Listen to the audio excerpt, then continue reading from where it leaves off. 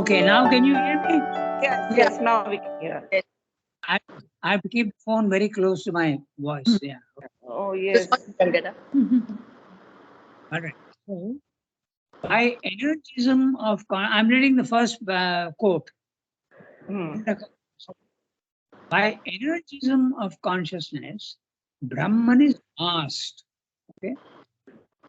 When uh, the creation has to be done, it is like you sort of prepare yourself. When you want to read something which you are finding difficult, you have to concentrate. So you concentrate, and that is one way. Or suppose you are running a race, 100 meters. So you know that now you have to get ready.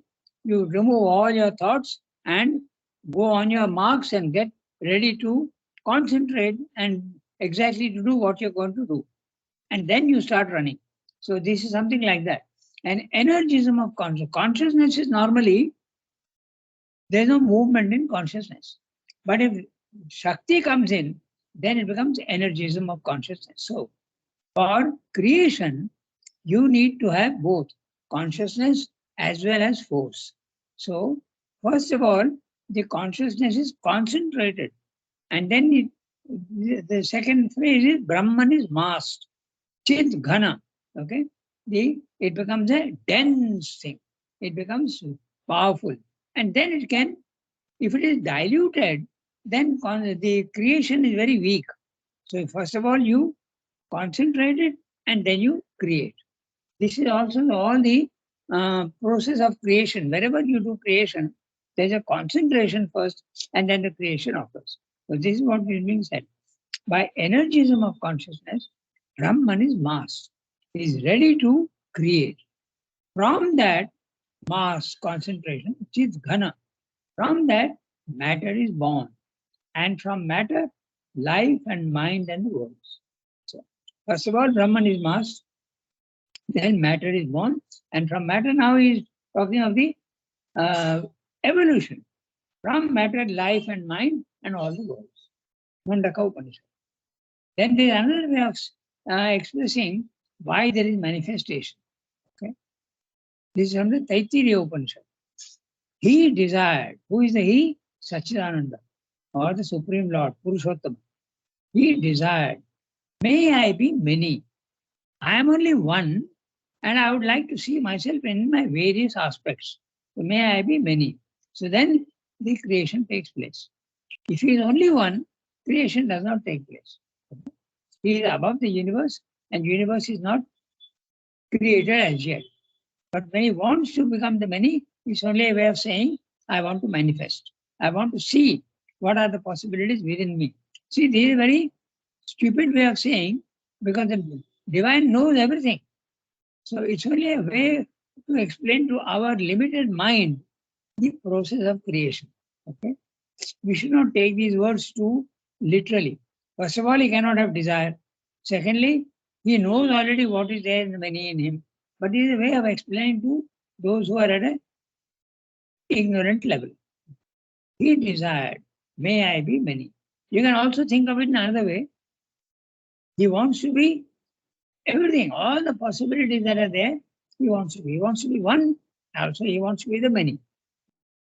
He concentrated in tapas. Again, this he concentrated in tapas is again the same thing. Brahman is masked. Energism of consciousness. The concentration, the consciousness is concentrated. It's not thinking of anything else but that. And tapas, when something is compressed, it creates heat. Okay. This is the process of creation also. Whenever you want to create something, there is tapas, heat. By tapas, he created the worlds. Tapas can also be thought of in another way, tapasya. Okay. But tapasya also is nothing but concentration. Okay? Concentration of energy, your consciousness. Concentration of consciousness. By tapas, he created the worlds. There's a whole passage in the synthesis where he explains this also. But he is doing the same thing here.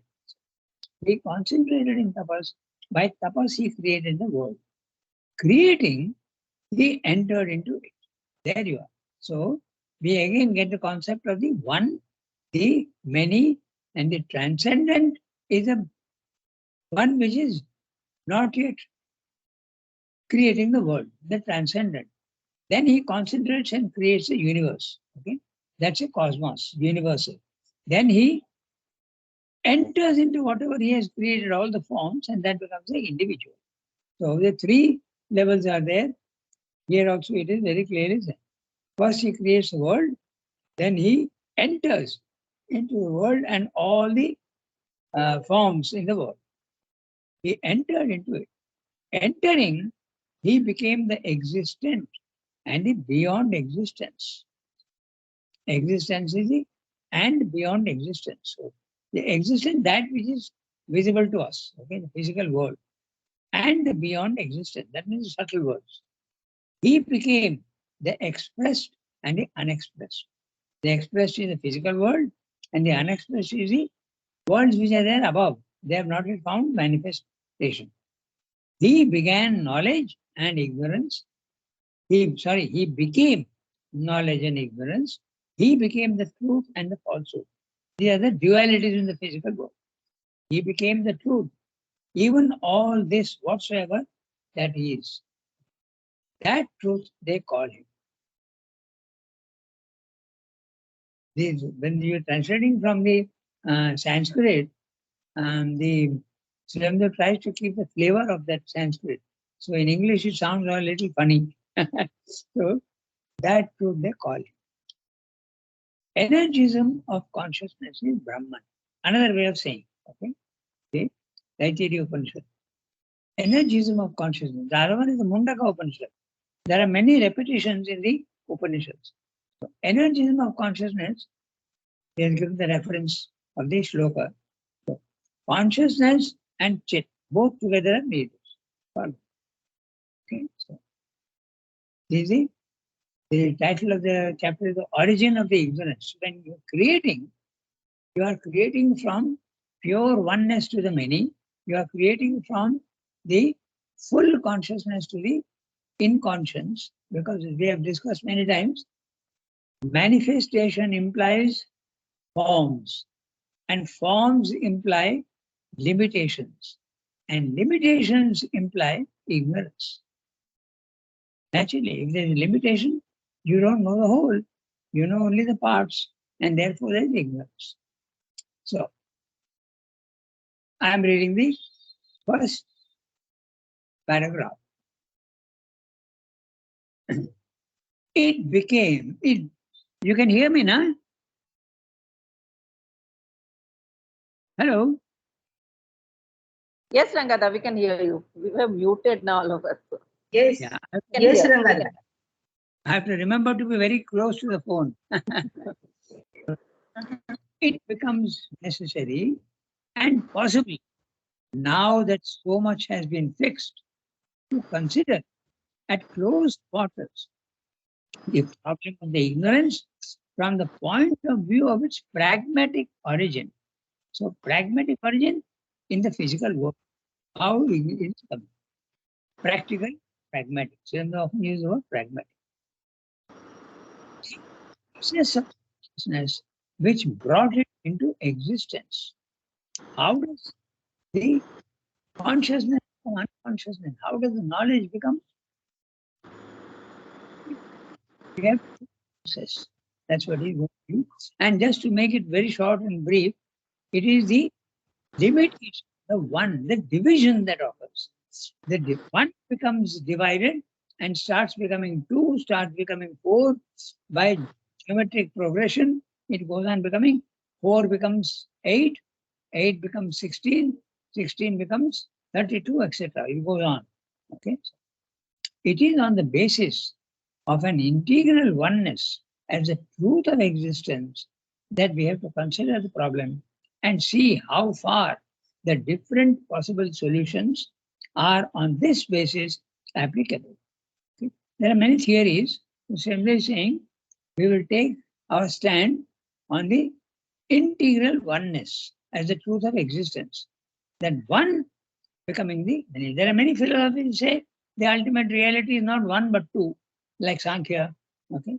like other religions also. So this is the, he says we will base ourselves on oneness, Vedanta, and see how we can solve the problem.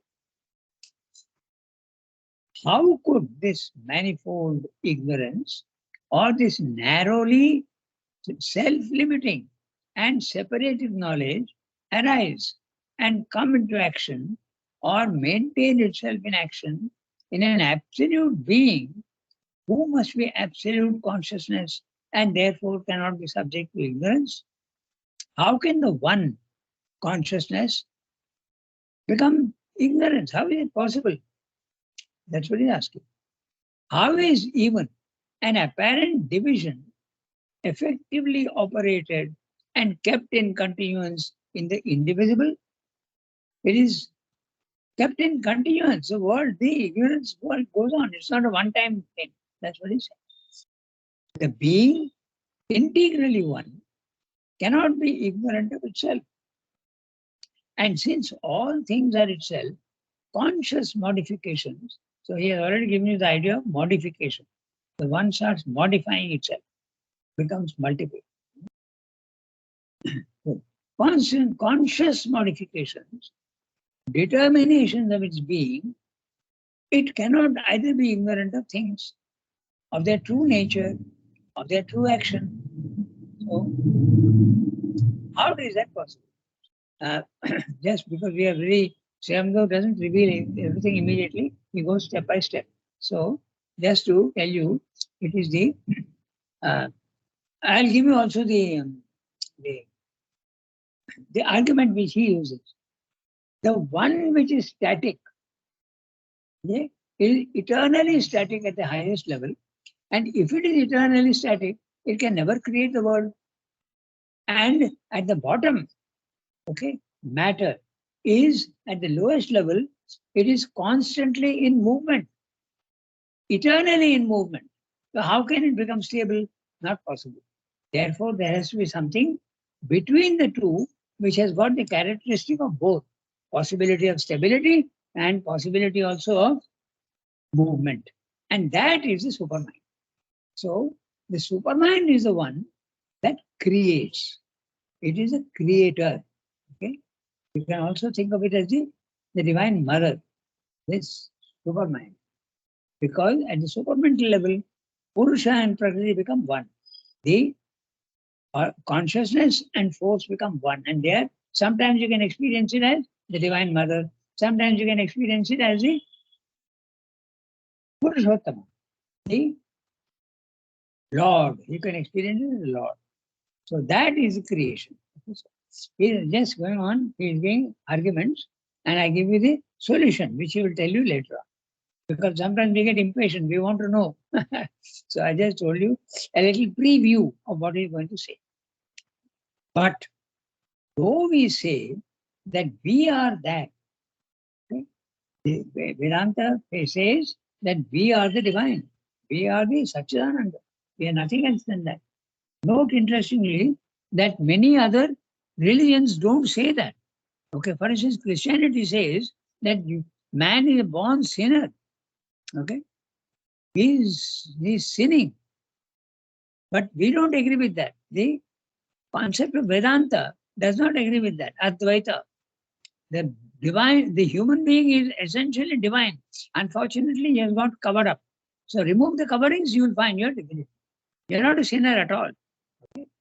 That's a wrong idea. So don't we say that we are that the Jivatman or individual self is no other than the Paramatman, no other than the Absolute, yet we are certainly ignorant both of ourselves and things, from which this contradiction results. That what must be in its very grain incapable of ignorance is yet capable of it. How is that possible? Logically, it's impossible to explain. And has plunged itself into it by some will of its being or some necessity or possibility of its nature. It could only come because we are starting from the Advaita philosophy. So how can he who is pure become impure? How can he who is one eternally become the opposite? That's what the problem is. But all these arguments are at the logical level, remember. We have to go beyond logic to get the solution. We do not ease the difficulty if we plead that mind, which is a seed of ignorance, is a thing of Maya, non-existent, not Brahman. And that Brahman, the absolute, the sole existence, cannot in any way be touched by the ignorance of mind, which is part of the illusory being, asat, the non-existence. So what he's saying is, one argument which is very often given forward, like the Buddhists also do and the Mayavadins also say, but we will not be able to use that argument, he's saying. And what is that argument? All this problem exists in the ignorance. You are trying to solve the problem by your mind. And the mind is also illusion. So you are wasting your time. These things which you are seeing as unconsciousness and suffering and pain, they don't exist. This is the solution. You go to the higher level, you will see that they don't exist. It's all illusion. But Sri Aurobindo says, I will not accept that argument. Because for me, everything is the one, and even the worst possible things that you can think of in the physical world are nothing but the divine. So I have to explain how it became possible. That's the whole chapter. So we will not take recourse to the Buddhistic solution nor the Mayavada solution. We will not accept that illusion. The world is illusion. We will not accept. We will take it that it is real, but real in time and space. So he's saying this argument of the Buddhists and the Mayavadins, this is an escape which is not open to us. Why? If we admit the integral oneness. We have said that we are starting from the Advaita philosophy. Integral oneness. Whatever exists is coming from that one. Okay, so the argument that this is illusion, we cannot accept. Or then it is evident that in making so radical a distinction and at the same time cancelling it by terming it illusory, we are using the magic or Maya of thought and word in order to conceal from ourselves the fact that we are dividing and denying the unity of the Brahman. When you do that, you are denying the unity of the Brahman. But that's a solution that they accept. They say that's how it is. It is.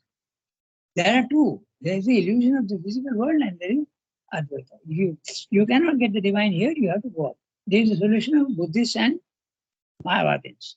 But Sri Aurobindo cannot resort to that because he has to explain the physical world is also real. And if it is real, how to explain the problem of suffering and pain and imperfection? You are fooling yourself, Sri Aurobindo says, if you take recourse to the Buddhistic argument that the physical world is real. So, in other words, if you take that solution, on the one side you are saying everything is one, and on the other side you are saying that it is illusion. You are fooling yourself. You are contradicting yourself. That's what he's saying. Okay?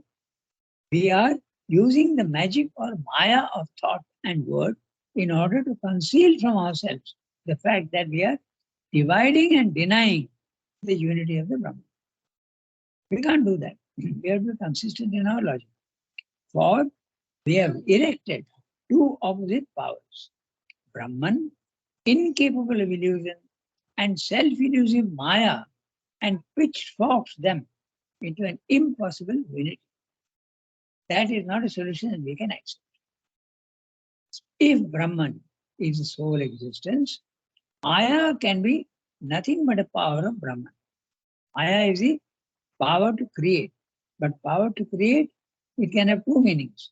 The Buddhists and the others say it is a creator of illusions. But in the Advaita philosophy, it's a creator of real forms. Okay? The difference of interpretation. Maya can be nothing but a power of Brahman. Even according to, if we accept the argument of the Buddhists, Maya can be nothing but a power of Brahman, because in our case, whatever exists is only Brahman. A force of his consciousness or a result of his being. And if the Jivatman, by the way, the Jivatman is the individual soul. The Jivatman is the individual soul. One with Brahman is subject to its own Maya, and the Brahman in it is subject to Maya. But this is intrinsically or fundamental. This is not intrinsically or fundamentally possible. How can there be a contradiction in the ultimate reality of the Brahman, who is only one? There can be two things there. But this is not intrinsically or fundamentally possible. The subjection can only be a submission of something in nature to an action of nature, which is part of the conscious and free movement of the spirit in things. A play of its own self-manifesting omniscience. Ignorance must be part of the movement of the one, a development of its consciousness, knowingly adopted, to which it is not forcibly subjected, but which it uses for its cosmic purpose. So rather we will say that this when this one starts becoming the many, it is coming into movement. So ignorance is coming because of movement. We will go according to that line. That's what it is. We will not accept the argument that the physical world is unreal. We will rather go to the other thing, that the one becoming the many starts moving. And when it is moving, the result is ignorance. That's what it is. Let me.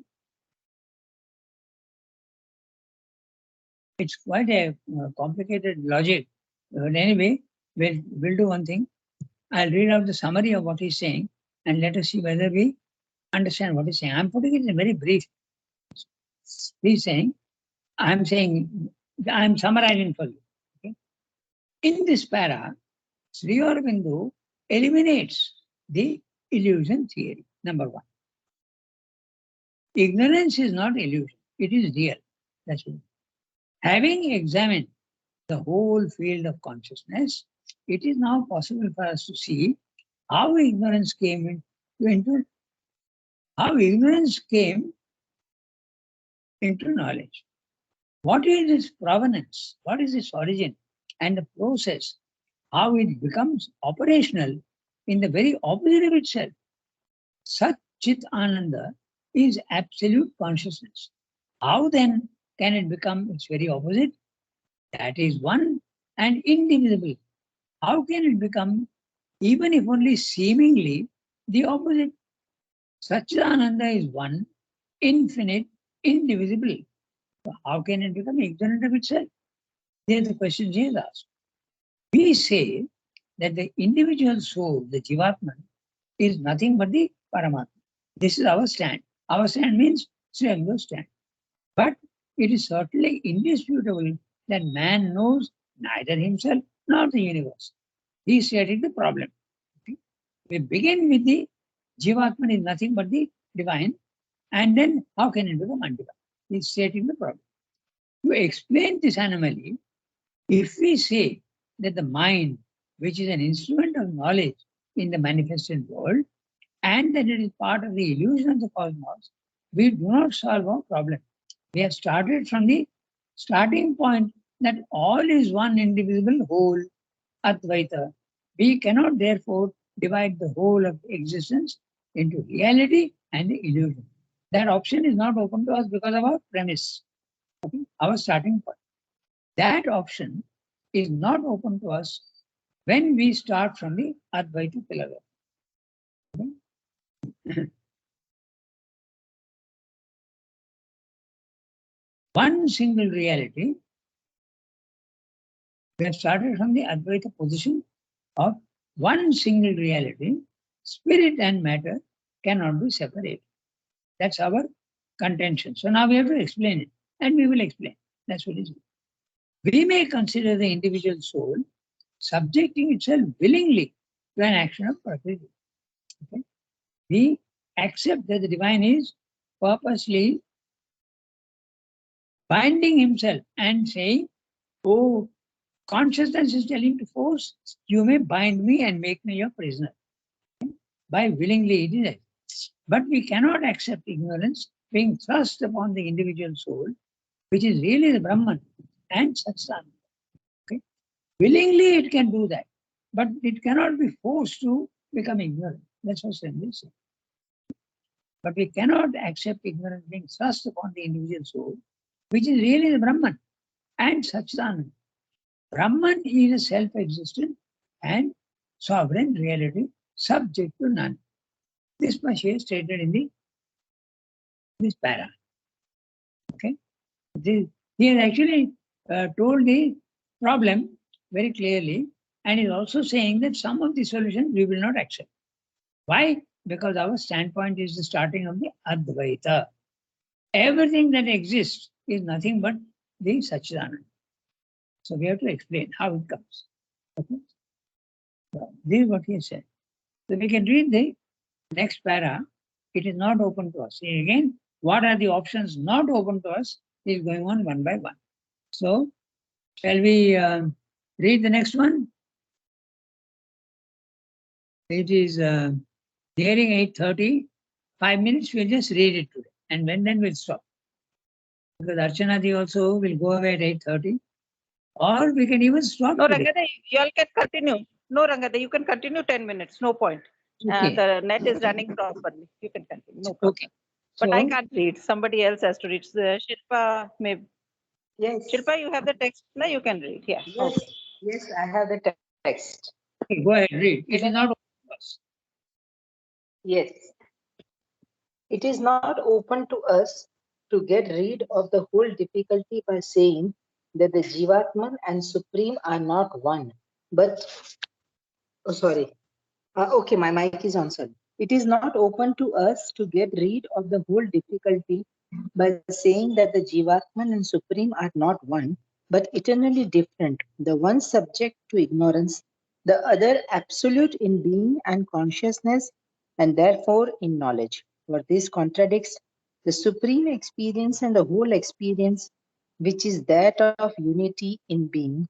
Whatever difference there may be in the action of nature, it is easier to accept the fact of unity in difference, which is so evident and pervasive in all the buildings of the universe, and satisfy ourselves with the statement that we are one, yet different, one in essential being and therefore in essential nature, different in soul, form, and therefore in active nature.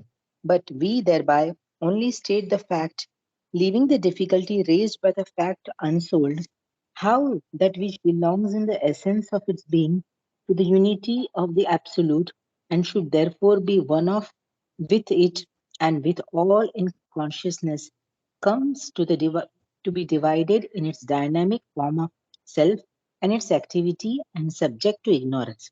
It is also to be noted that the statement would not be wholly true, since it is possible for the Jivatman to enter into unity with the active nature of the One and not only into a static essential oneness. Or we may escape the difficulty by saying that beyond or above existence and its problems, there is the unknowable which is beyond or above our experience, and that the action of Maya has already begun in the unknowable before the world began, and therefore is itself unknowable and inexplicable in its cause and its origin. This would be a sort of idealistic as opposed to a materialistic agnosticism, but all agnosticism is subject to this objection that it may be nothing but our refusal to know, a too ready embracing of an apparent and present restriction or construction of consciousness, a sense of importance which may be permitted to the immediate limitations of the mind, but not to the Jivatman, who is one with the Supreme. The Supreme must surely know himself and the cause of ignorance, and therefore the Jivatman has no ground to despair of any knowledge or deny his capacity of knowing the integral Supreme and the original cause of his own present ignorance. One by one, he is eliminating the solutions that can come. He says, we can do this, but we can't accept. We can do this, we can't accept. He is talking of the one solution, that the individual soul is not the divine. So you can have a relation with them, but you cannot have unity. And Sridhar is saying, but that is contradicted, because you can have unity with the divine. There is an experience, spiritual experience, which she is the one. So we'll stop here today, okay? And we'll discuss it next time. Next Wednesday, we'll discuss it. By the way, his logic is quite difficult to follow sometimes. So we shouldn't get discouraged if we don't understand. But if we get the basic, like Jasmine always wants, she wants the solution without the logical parts. That also is valid, okay? We know what Shendra is saying, but he uses logic for his point. Okay? So sometimes the logic is very difficult, not easy to follow. Juvala used to tell me, if you want to understand Labdhivan and all the arguments, you have to study logic. If you don't study logic, you will not understand Labdhivan. It's partially true. If you want to understand the arguments, then you have to have great amount of logical mind. But otherwise, we know the solutions he is offering, that is possible. We accept on faith. Okay? Okay, we are stopping here today. Merci beaucoup. Thank you. Yeah. Okay. Thank you, Rangada. My net is Thank you, started. Ranga. Okay. Thank you, Rangada. Au revoir, everybody.